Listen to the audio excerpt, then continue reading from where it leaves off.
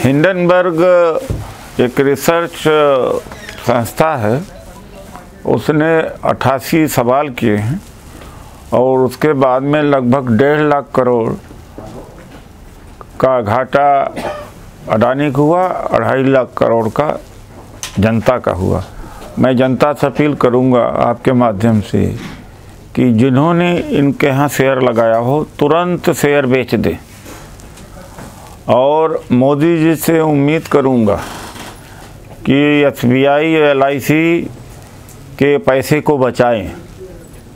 वो पैसा डूब रहा है, जनता का डूब रहा है, और ये फर्जी इनका मूल्यांकन हुआ है। तीसरे स्थान से 7वें स्थान पर चले गए 24 घंटे में। तो इस उद्योगपति को जेल भेजा जाना चाहिए, गिरफ्तार किया जाना चाहिए। मैनिपुलेट किया या कहा था कि हम अदालत जाएंगे और हिंडनबर्ग को हम अदालत में घसीटेंगे, तो हिम्मत है घसीटे? अगर यहाँ का भी मुकदमा अमेरिका में लड़ा जाएगा तो वहाँ ज़्यादा त्वरित और सही न्याय मिलेगा, यहीं नहीं मिलेगा। अमेरिका की अदालत से लोग डरते हैं, चाहे मुकदमा भारत का ही क्यों न हो। तो चुनौती दिया है, मोदी जी आए संभाले कि एंडरसन की हिंडनबर्ग की रिपोर्ट गलत है। अभी तो धमकी तो दे दिया और धमकी स्वीकार कर लिया हिंडनबर्ग ने, उसके आगे चुप हो गए, हिम्मत नहीं आगे बढ़ने की। सर, आप लोग विमर्श की बात करते हैं, लेकिन तमाम बाबा देश में इकट्ठे होकर आपके विमर्श के खिलाफ वो खड़े हो रहे हैं, अभियान चला रहे हैं। देखिए, ऐसा है कि ये समाज सोया, हमारे बल बोते ही तो वो लोग उछल कूद रहे। जब दलित पिछड़े उनका साथ न दें, उनका लात बर्दाश्त न करना सीख जाएं, यही तो उनके भ्रम में रहते हैं। ख़ास तौर से पिछड़े, उसी से वो चौड़े हुए हैं, वो सबके ठेकेदार बने हुए। जो भी कह दे अर्थ का अनर्थ, यानी अपने हिसाब से रामायण की पंक्तियों का व्याख्यान कर रहे हैं। अच्छा, इस मामले में बड़े एक्टिव हो जाते हैं। परसों की बात है, कर्नाटक में दलित की बारात मंदिर की ओर जा रही थी, हवन पूजा करने के लिए। जो भी है, मंदिर का दरवाज़ा ही नहीं, रास्ते की दुकानें बंद करवा दी गई। अब आप बताइए कि उस दलित के ऊपर क्या गुजरा होगा। न ये जीने देते हैं, न मरने देते हैं। यहाँ भी मारते हैं, और ईसाई बनते, मुसलमान बनते तो वहाँ भी मारते हैं। तो कहाँ जाएं? एक हफ्ते पहले उत्तराखंड में दलित ने मंदिर में प्रवेश करने का प्रयास किया, पूरे रात भर पीटा। तो रोज़ ऐसी घटना होती, रोज़ पिटाई होती, और फिर कह रहे धर्मांतर मुस्लिम कर रहे हैं, ईसाई कर रहे हैं। तो कहाँ जाए? तो इन्होंने ठान लिया कि न इनको जीने देंगे, न मरने देंगे। पर आवाज़ तो उठ रही है ना सर, देखिए पिछड़े आवाज़ तो उठा रहे हैं। एक अच्छी बात है कि अब पिछड़े भी आवाज़ उठा रहे हैं। एक अच्छी बात है कि पिछड़े भी आवाज़ उठा रहे हैं, और दमखम के साथ। इन सभी मुद्दों के बीच BBC की एक रिपोर्ट डॉक्यूमेंट्री आई है नरेंद्र मोदी पे, JNU जामिया DU में काफ़ी दंगे हो रहे हैं, उस पर क्या कहेंगे आप? तो मैं उस पर कुछ नहीं बोलना चाहता हूँ। इस देश के वामपंथियों के समझ में नहीं आया।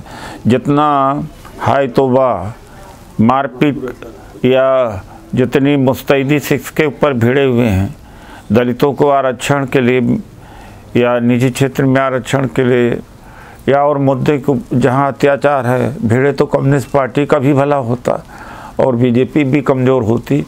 तो इस देश के कम्युनिस्टों को समझ में आती नहीं बात। ये डॉक्टर ओम सुधा ने कल मुझे बताया तो मुझे ख्याल आया इस बात के ऊपर। आगामी 11-12 फरवरी को डिप्टी स्पीकर कॉन्स्टिट्यूशन हॉल नई दिल्ली पर राउंड टेबल कॉन्फ्रेंस है, अर्थात गोलमेज सभा। उन्हीं के लिए जिन्होंने गोलमेज सभा में जाकर के दलितों पिछड़े महिलाओं का उद्धार किया था, उन्हीं के सम्मान के लिए हम भी गोलमेज बैठक कर रहे हैं और हमारा मुख्य मुद्दा है कि नई संसद का नाम बाबा साहब डॉक्टर अंबेडकर के नाम से होना चाहिए। ये हमारी मांग है। गत 28 नवंबर को हमने रैली भी किया था। अभी सरकार के तरफ से कोई खबर नहीं आई, कोई रिस्पांस नहीं आया। इसके पहले तेलंगाना की सरकार ने 3 दिन के लिए विशेष सत्र बुला करके प्रस्ताव पास करके केंद्र सरकार को भेज दिया है और यह कहते हुए कि संसद का नाम बाबा साहब के नाम से होना चाहिए। एक प्रदेश से हमें समर्थन भी मिल गया है तो हमारी बात में दम है। अब जब इसमें अगर कमी होगी तो बाबा साहब के अनुयायियों में, हमारी अपील के बाद में भी बाबा साहब के अनुयायियों में जो हलचल होना चाहिए नहीं हो।